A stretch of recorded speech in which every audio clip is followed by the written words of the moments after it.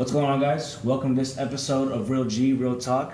Today I have entrepreneur, owner of Sneaks and Native Coffee, and the top 1% of lenders in Matador lending, Pouya, Alavi. The nation. The nation. Pardon my French, I stand corrected. How are you doing today? I'm doing good, man. I'm doing very good. Thank you for making the time out of your busy schedule to make it here. It's an honor. Oh, thank you. I appreciate you asking me to be here. I love doing this kind of stuff, and having you reach out to me is it's cool. I love it. Thank you, man. So for context, right, I met this guy around the same time that I met the likes of Eddie and other top dogs in the city, and I just knew from the jump that this is the kind of person that if I ever feel like I just want to throw in the towel in this industry, to never do that, because he's a proof that you got to see it through. You got to see it through. You got to fight your way to the top, and when you does, it reaps heavy rewards. Am I right or am I right? Absolutely. As you couldn't say it perfectly than that. So let's hop into it, guys.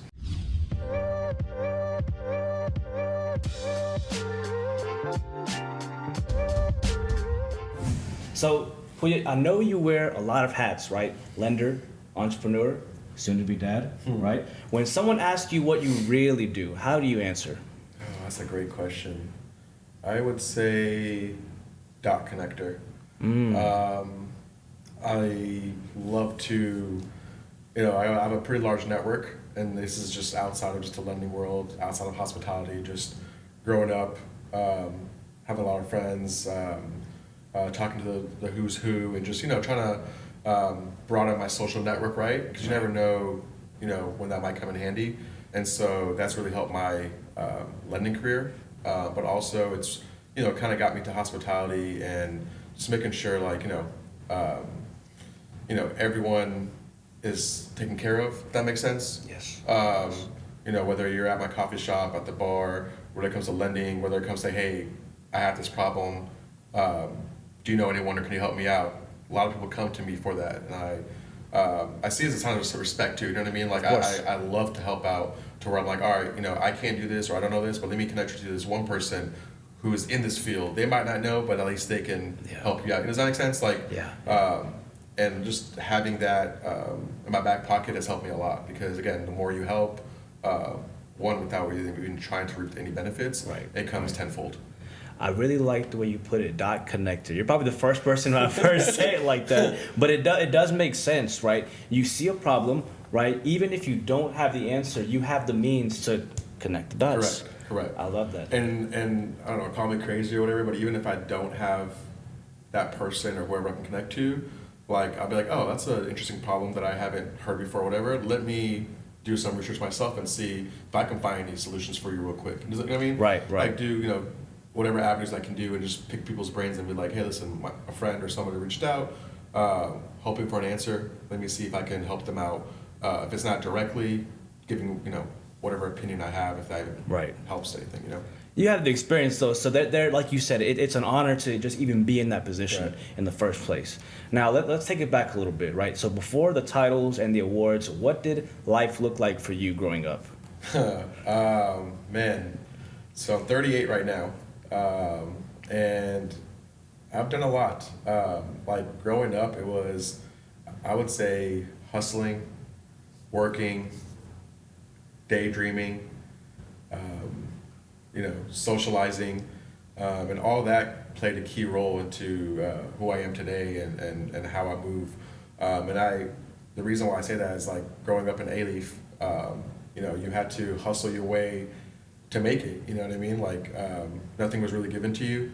And so I remember in high school, I used to buy soccer jerseys, mostly soccer jerseys, but some football and basketball online, through eBay or through different, I found a distributor online. This is, I was 15, 16 years old, before there was any Alibaba or whoever, you're buying in bulk in. I would buy them and have them in my trunk, and in between periods or lunch, I would sell at least a couple a day. And this is went on for a year or two. So I was the guy who sold jerseys at school, and it's so funny now that I think about it. There was one point where the school thought I was selling drugs.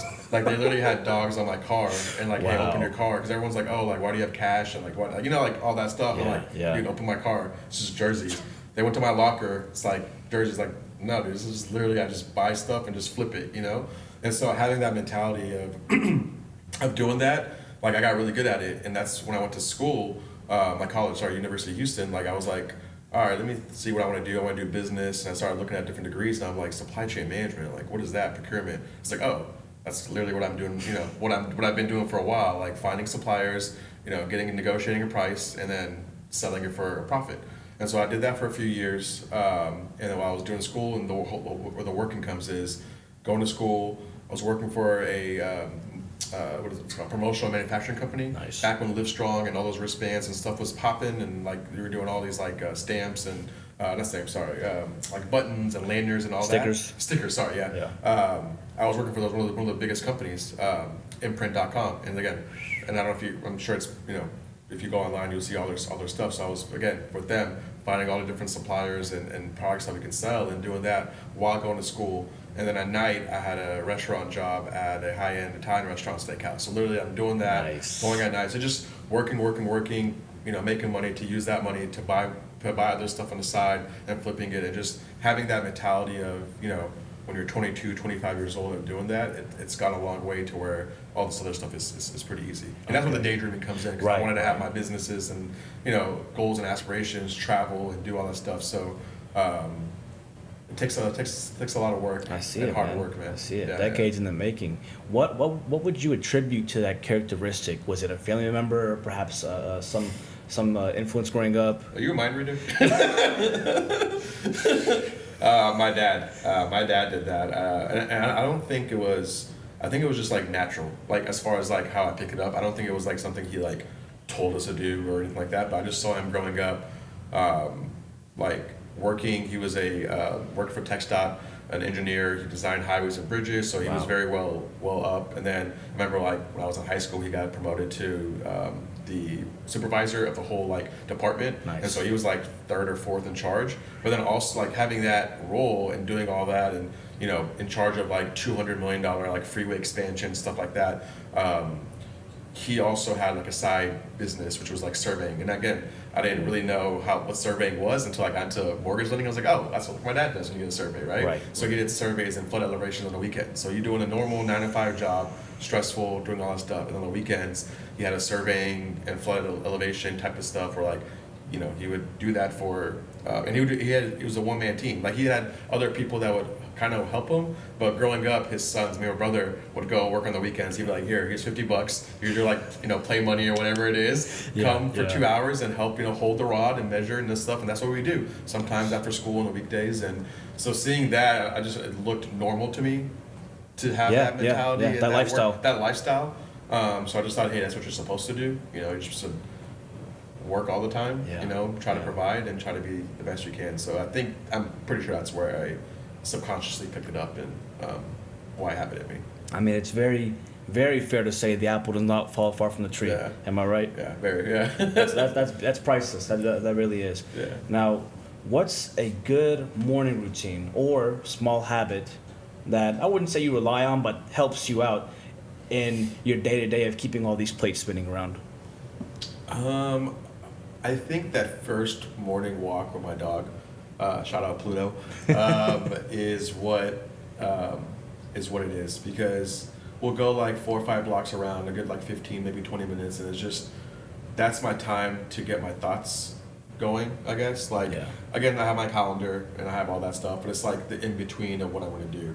Hey, what do I want to achieve today? What do I have on the agenda? What do I need to do? Okay, I have like these 3 hours, like, kind of like mentally plan it out. Or if I have certain things, like today, a podcast, like today, kind of role playing in my head, which I do all the time. My wife's like, why are you talking to yourself? I'm just like, like I'm just, you know, rehearsing certain things that are coming up, or I need, or, you know, events or stuff that's going to make sure like I'm on top of it, right? So that's like that morning walk to where it's like, okay, just me and her, we walk, I just, you know, I'm talking to her, I'm clearing my head and just, you know, getting ready for my day. I think that's what it is. Yeah. I don't do the whole meditating type thing. I mean, I would love to get into it maybe eventually, but that's like my meditation of me, myself, my thoughts in the morning, and just waking up and just, you know, trying to get my day prepared. Just really finding that peace of mind before you jump into the chaos of being an entrepreneur. Yes. Right? Yeah. Now, speaking of that, I want to dive a little bit more into the lending side of things. Which, congratulations, by the way. I know it's been a couple of years now that you earned that top 1%. Correct. Back to back. It was 2021, 2022, and then 23. I was top 5%. That's when I started getting my hands heavy into all the hospitality stuff, and I don't want to say step away, but I started doing a little bit less marketing. Some people thought, I totally stepped away, but it was just more of a, and obviously, business went down and rates were up, and it did slow down a little bit, but I started focusing and opening up different businesses, and now they're officially good and going really well. So now I'm back into marketing. Lending full time to our marketing, promoting, going to that to where like those businesses are doing good, it's cash flowing, and now I can focus on my bread and butter and what I'm best at and what I'm known for, the lending side. Now, one thing that I noticed is that one of your bread and butters, correct me if I'm wrong, is business loans. Correct. Is that right? That's what I do. I would say right now, probably 50% of my loans are non-QM loans, which is self-employed buyers, 1099, entrepreneurs, restaurant owners, whatever. If you're not on salary, and you make income, whether you're again business owner or you're a contractor or whatever the situation might be, or you just get cash, business, then those are the loans that I'm. Again, not all I do, but they, gravitated to me. Again, a lot of people hear that I do those, and so they're just like, hey, I can't. I'm hearing no, or they're not, I can't do it, to where like everyone just coming to me to those. Again, I still do the conventional, the FHA. I have a VA loan I'm actually closing next week, so I still do those kind of loans. Thank you. But again, I'm just really good at those. I've done hundreds of those kind of loans, to where it's like, you can offer any loan that a bank offers, but like if you don't know how to navigate it, you don't know how to do it, it could be kind of tricky. And so I've just been known as the guy here that does that. And plus, having my own businesses, I think they just feel more comfortable having a loan officer who has own businesses and does this a lot. I feel it's just a good 1-2 punch to do that. Right. I mean, you've been in the client role and the provider's role. Correct. And I mean, if you've been an entrepreneur, you know how hard it is to get funding. I mean, Pouya, why is it that Well, business let me tell you a quick story Yeah. about like the business, because like just a real quick about how some people think that like a bank says no, it's a no. Like I remember this is back in 2020, 2021. It was a famous restaurant called Turkey Leg Hut. They were doing they're not around anymore, but they were doing $1 million a month, sometimes 1.2 million. Every month was over $1 million in revenue. And they had 2 different banks that they banked with, like they got their sales from or whatever.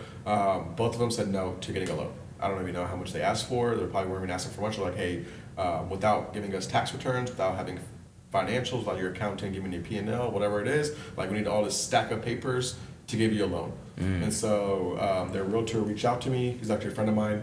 Was like, hey, I've seen you close some of these loans for restaurant owners. Can you look into this for me?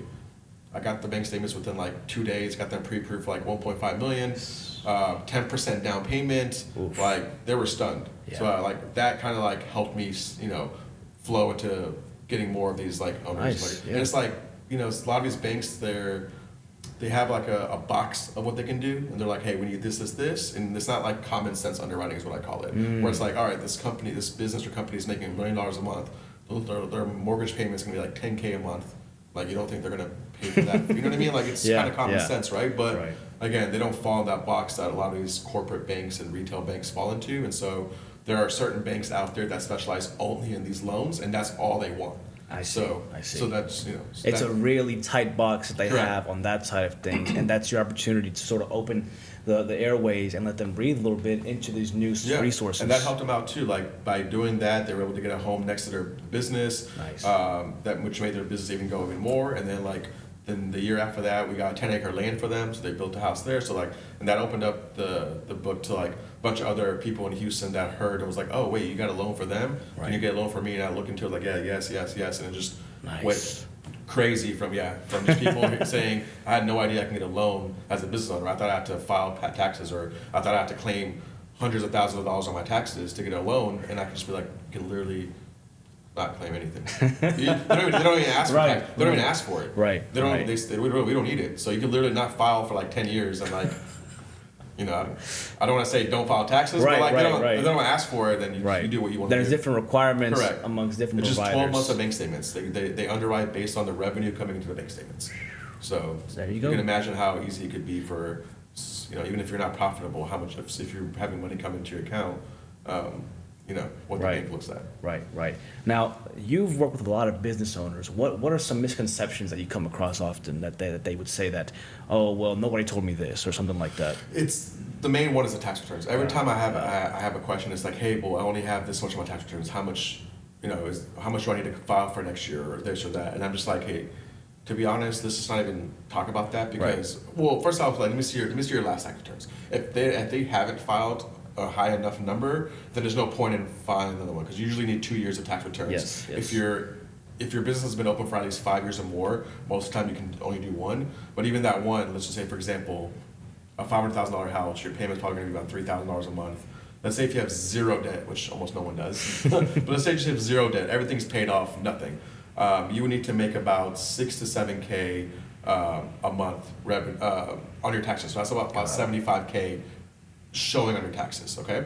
So that 75K average tax rate, about 20%, so 15, 30, 45, about 15K, okay? So you gotta pay about 15 to maybe 20K to Uncle Sam to get approved for that house. 15, 20K, that just goes one-time fee. Yeah. And that's if you're open for 5 years. If you're open for 2 years, that's 2 years of that. So now you're paying 30K, to do that. And sometimes some businesses think, oh, well, I didn't know this avenue was here. They have expenses, but they don't use the expenses. But you're like, oh, well, if I expense what I actually have, it'll go down to 10K. I don't want to do that because I want to be able to buy a house. Well, now if you use a bank statement loan, you can actually use those expenses and have your CPA actually do it the right way, of getting those amounts lowered. Right. And then now you use that 30K for your down payment for your house. So now that money that you would have paid for taxes gets put into equity for your house. Got it. And now I want to kind of shift into residential, right? What do you say is one myth that you just want to kill once for all? There's too much noise on social media, and there's all these things going around. Is there if one myth that you would just want to kill once and for all? Residential for loans? Yeah, for loans, or it could be the business side as well. Just your loan experience. One myth. I would say, well, the biggest one is you don't need 20% down for a down payment. A lot of people still think that, or a high down payment. There's several down payment assistance or 0% down payment options. One of the lenders that I work with, UWM, has a 1% down payment program. Now a lot of these are income restricted, anywhere between 70 to 80,000 usually restricted. But there's also a 3% down payment. If you're a first-time home buyer, you can get it with 3% down payment. So having a high down payment, saving a lot, I would say that's probably the biggest myth. Yeah. And two, I would just say, just thinking you're not approved for a loan. I have so many people who are like nervous to get it pre-approved because they're just like, oh, I don't think I'll ever get approved, or this or that, or I have so much debt, or I have, my credit score is too low, or whatever it is. I would just think, just talk to a lender or loan officer and see what and get multiple, people, options. Not just don't stick to just one person. Get 2 or 3 and just see what that person can do for you. Got it. Now, I do want to ask about this. I'm sure you've asked this before, but what personal system or sort of mindset, if you will, helped you break into that top 1% of loan officers? Man, that's a good question. And to be completely honest, I would just say not saying no to anybody. Like, yes, man. Right? like if my phone calls or there's a text or someone's like, hey, I got this loan, or can you look at this? Like, I'm taking it. I'm never too busy. And one example I would say is, COVID actually helped a lot of that because it was not, Texas and Houston was a little more lax on the rules, but there wasn't much to do, right? So it helped me lock myself in the room and just do loans. For a whole year, I would say 8 a.m. to 3 a.m. There's some emails where I sent emails at 4 a.m. and I'd be like, all right, I'm done for the day, and then I'll wake up at 8 or 9 for a good year, a year straight. 2021, it was 5 days a week, 8 a.m., maybe 9 a.m. the latest. I would start, and then I would work in my office. I wouldn't really go to the, work in my house. I made one of the rooms into an office. Right. So literally I would go work, and then I would take a break when my wife came home she used to work at Baylor Hospital. Nice. And sometimes she would like, there's like no dishes in the sink. Did you come down? Because I was a good thirster. I'm like, nah, just literally would grab in the morning, grab a water bottle, and just work. Yeah. Because again, there's so much to do. Right. And like, I wanted every single loan. I was just hungry, and I wanted to, I don't want someone else to take the loan if they came to me, right? I don't want to say no. So I would literally take every single loan, work, my butt off. And that was the year that I hit almost 40 million in loans. It was like 38 something. So it was crazy. And so literally 8 a.m. to 3 a.m. I would work 5 days a week, and then the weekends 3-4 hours here and there just to get some random stuff done. That was my process. But I had a really good team too also. So I don't want to say it was just a one-man show. Definitely not. I had a really good processing team and assistant, and like it was a good engine that rolled. So we had everything. We knew exactly what to do. Apps came in. My assistant got everything together, made sure like the clients got a doc sync, because I couldn't spend time like calling, texting, hey, I'm missing one doc, I'm missing this. No, get everything together. Once it's ready, I'm pre-approving. It's like a little engine, like a little like conveyor belt of boom, this one's ready, reviewed everything good, boom, now it's processed, like pre-approved. All right, contract came in, boom, boom. So it just literally like a conveyor belt of like what it was. So I guess that's the process, having a good team. They know what they know what to do, they know what their roles are, and they take their job seriously. Like they're disciplined, and it's a team effort. So 20-hour shifts, right?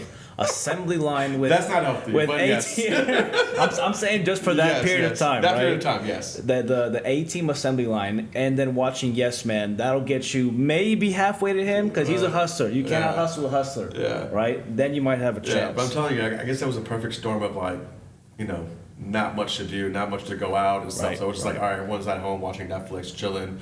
Restaurants are half full. No one's really going, to the bars and stuff like that. So we just work, make money, right? Just focused and stuff like that. So. We have a term for it now. It's called locked in. Right. Yeah. So, my goodness, I want to do a shift into now the native side. Cool. Right. So why coffee? I mean, what pulled you toward that side of an industry when your main career was already thriving? Oh man, I asked that question to myself all the time. So I've always wanted to have a coffee shop since I was young. Not necessarily for the coffee aspect of it, but just like a cool hangout, chill spot to where like I can be creative. The third space, I think they call it that. Yeah. Exactly. So it's like the coffee part was cool. I was never really big into coffee growing up. It was just more the creative spot, somewhere to hang out, somewhere your friends can come, grab a bite, and just, again, like a cafe, a cool hangout spot to work out, and I just wanted to be able to have that to where I can do that. This is like in college and stuff, and got some friends together when we were younger, and almost opened one in Austin, and then went to London. Nothing even happened about that.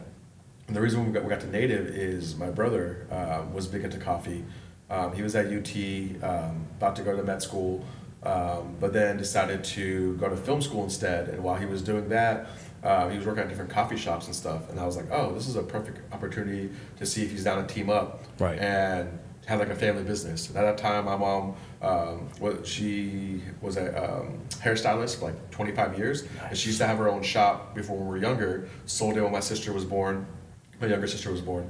And then she was like, you know what, I kind of want to open a shop again. Not necessarily for her to work, but just like be the owner and just like rent chairs out and stuff. And I'm like, Mom, that's like old school. Let's not do that. Like, that's cool, but like, let's open a business and make it, cool and trendy or whatever. Like, come in with us three will partner up. We'll have my brother run it. He's the operating. He already knows the coffee scene. And then, me being the finance side will help with the finance side. And then my mom's just there to like, help water her plants and have that neighborhood feel, and she's there like 5 days a week, and people love seeing the mom of the shop, and she makes certain sandwiches herself and certain ingredients and stuff like that. And just we ended up doing that, and I think we call it Native Coffee, and just because it's like we're native to our own roots, our own Persian and Iranian roots, but we're also native Houstonians. We're born here.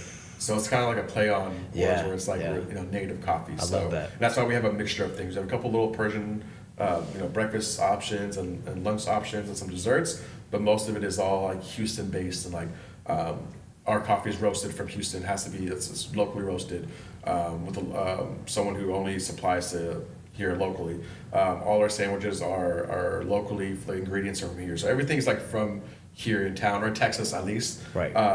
And then it's been 3.5 years now. And it's doing well, and we're looking for a second location now. Breaking news. You heard it here first. You heard it here first. Looking for a second location soon. We hope to lock something down this year and be open hopefully in the next year. I can't wait for it, man. Yeah. I'm a fan of Native. I mean, not You're just... one of the first supporters and came, yeah. and you came a lot too, and had the sandwiches and the coffees. And That's right, man. Yeah, so Hey, we appreciate that. Double espresso. You know me. You know me. All right. Yeah, for sure. Now, one other aspect that I love about Native is the location itself, right? Easily one of my favorite neighborhoods in Houston, 4th Ward, Freedman's A lot Town. of character. Yes, exactly. Yeah. I mean, you got the brick paved roads, right? You got the old historic homes there. I could spend all day there, right? Now, that area being so loaded with history, right? How were you able to weave that into the business, and what's your favorite part of 4th Ward? Yeah, I mean, we got really lucky with that spot. Again, but first, we had a lease, not to go too long on this, but we actually signed a lease that was off of Washington and Durham. There's a bike shop right there, right across the street. There used to be a restaurant called Surya Indian Restaurant. So right there's a building. We had a lease. We submitted our permits. Everything got passed except for parking. Long story short, there was already spaces there, like already painted from the previous business. We thought we were grandfathered in, but apparently the city changed some rules a year before, and since that Durham has 4 lanes, it's known as expressway, and so you need to be 32 feet from the front door to the the sidewalk. We were 28 feet, so we couldn't use those head-end parking. Sucked. Come on. So literally everything passed but that. Yeah. So our architect found a way to add 5 spaces plus a bike rack, so we're two spaces short. And then we started asking our neighbors, hey, can we lease out 2 spaces? There's a parking lot right there. Right. And they were being weird about it and said no. And for weeks went on, we're like, what do we do? Everything's done but our parking when we started the build out, and then COVID hit. Oh man. All right, what's COVID? City shut down. How long are we shut down for? It was crazy. So after 3 weeks of that, our last month of free rent before our rent kicked in, I was like, one, we don't have our parking situated. One, the city's shut down and COVID, and we don't even know what's going on. Right. People are going to be able to get out of their house anytime, even relatively soon. Right. So we got lucky, and our landlord got to let us out of our lease. Obviously kept the down payment and all that stuff, but was like, you know what, it's fine. You guys can get out of your lease. And then a month later, one of my really good friends owns that building that the Natives at. Really? Grew up with Okay. them, childhood friend, all that stuff. And he had previously asked us, hey, I remember you wanting to do a coffee shop. Are you interested in doing it at my building? And I was like, oh, we already signed the lease. Maybe our next one, blah, blah. I hit him up and I was like, hey, do you have a spot still? And he's like, yeah, no one's leased it out. And so we looked at it, and it was super raw. It was a 100-year-old building. But we just knew that it was a good spot. It had a good patio in the front. Yeah. And our vision came to life and did that. And driving around, I was like, man, this is a really cool cultural area. One, it's in 5 minutes from downtown. Yeah. A minute away from Allen Parkway. Yeah. 2 minutes from River Oaks. 2 minutes from Montrose. Yes. Literally Montrose, River Oaks, Allen Parkway, downtown, Midtown. Heights too. Yeah. Everything is within a 5-minute drive. Yeah. And it's a super unknown area still. It's still developing. Yeah. And so, we're this is perfect. One, obviously, got a good deal on the rent. It's a good friend of ours, and it's good location too. But two, just like you said, that area of just having a bunch of different cultures there. Right. You're in the middle of everything in Houston. So it was really cool. My brother loved the whole 4th Ward history behind it too. I bet. He's very history buff also about that, and so he thought it'd be a great location for us to have that 100-year-old building plus all the history in it. It's the perfect storm of having that too. So yeah. And it's just so unique. You don't really have too many other coffee shops that offer that history at all. That's what makes it one of my favorite retail spots. Building. Yes. When that building was I think 1906 or something like that. It was when it was built. Yeah, it's crazy. And it was one owner. It was just passed on to the sons. It was a mechanic shop. It was passed on to the sons, and finally, I guess the last person decided, he was about to retire. He's like, I don't know if he had kids or anything, but he's like, I'm out. I don't want to do this anymore. And so my friend bought it, and then we ended up going in there, and then there's a speakeasy barbershop in there. There's an attorney up. It's 2 stories. Attorney that takes a room upstairs. There's little cool little things in that building. So nice. It's great. And it's funny because right after we started to build out, that's when the Standard Hotel broke loose. So we're like, oh, cool, like a Standard Hotel's coming over here, and then all these different like restaurants and stuff like started building. So before it was like nothing. Yeah. And then now all of a sudden it's like the pop-in hub of like Houston of all these different cool trendy places. So your second concept flips from cafe to lounge at night. Yes. What would you say is like one of the biggest operational curveballs there? I mean, you got 2 in 1. There's got to be something. I would say it's probably the transition from coffee to lounge, where it's the mixture of the employees that come in and just turning the place to where it's ready for the night. Whether it's the inventory, the management, and just making sure it's ready for a very high volume night. Where the coffee does well, but it's like a casual, right. You know, a chill spot to hang out at and, you know, get coffee, you work and you do that. And then at night it turns into like a bar lounge to where drinks are flowing, you can buy bottles, there's hookah there, and it's just like a cool like place to go and have fun.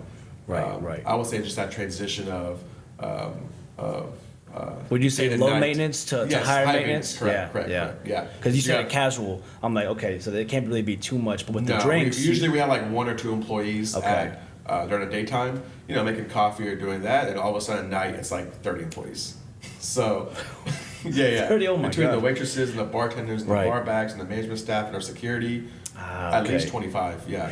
So let's imagine like that quick flip and the switch and doing that. I would say again, it's not like it's a hassle or any issues or anything like that, but it's just that mindset of like, all right, it's like game time. So yeah. Nice. Now, one question that's kind of been biting at me a little bit. I know you got a lot of projects going on, but when was, if I know you're a hustler, right? But have you ever had a moment when you thought, man, this is way harder than mortgages? Every day. Every single day, I'm just like, what did I do? But also, like, every day, I'm just, like, thankful also. You know what I mean? Like, I always have those moments like, man, this is frustrating, annoying, hard, stressful, anxiety. Like, I mean, I had a lot of these same feelings I was doing mortgages also, especially when it was, like, all the loans I was doing.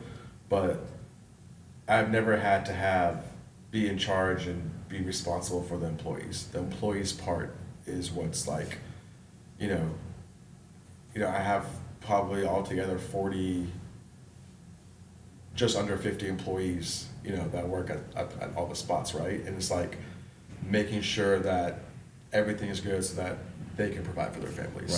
Right. You know, so that is a lot on my shoulders also to make sure everything runs smoothly. You know, everything's paid for.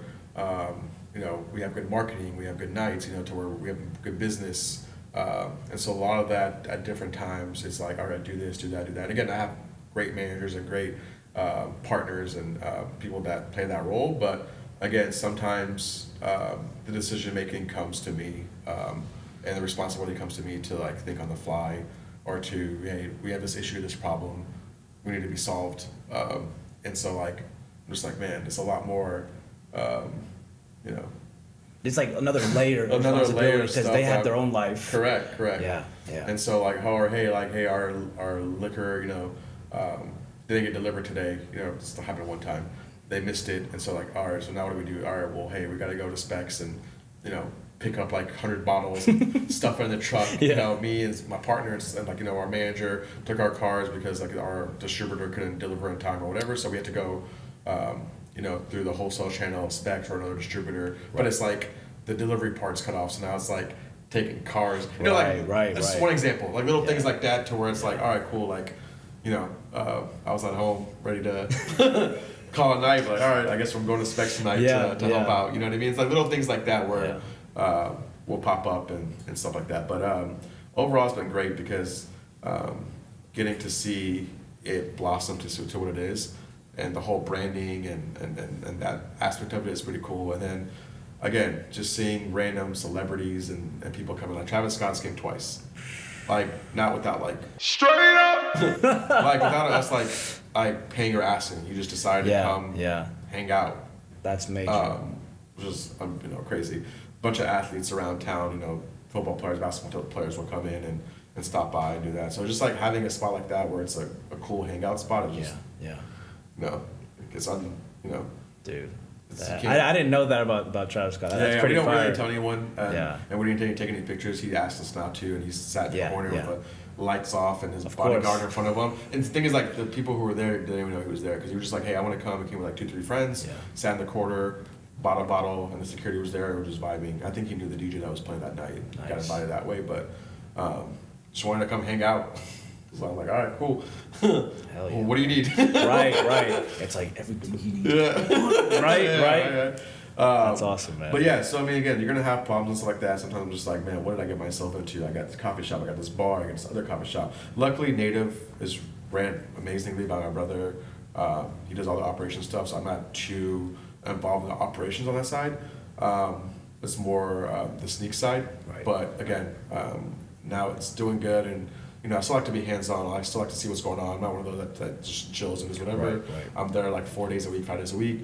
Mostly during the day, I use that as my office. So I'm there during the coffee shop times, meeting people, having my meetings, have all my real estate meetings there, but also being able to like see things and solve problems as I am. And then now at night, I just stay at home unless they absolutely need me to kind of stop it and stuff.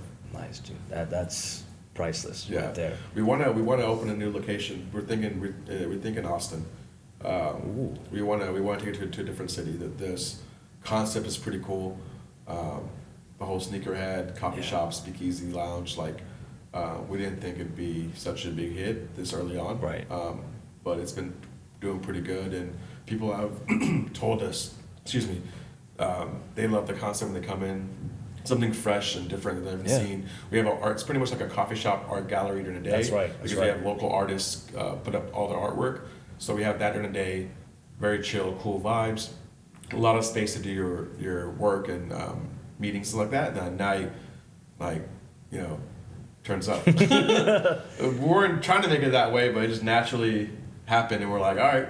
Hey, the clientele speaks, right? Yeah, let's do it. Why not? That's dope, man. Now, I want to transition one more time into lifestyle, right? Let's, you recently announced you're about to be a dad. Congratulations. Thank you. Appreciate by the way. Exciting. How has it shifted how you think about risk and ambition?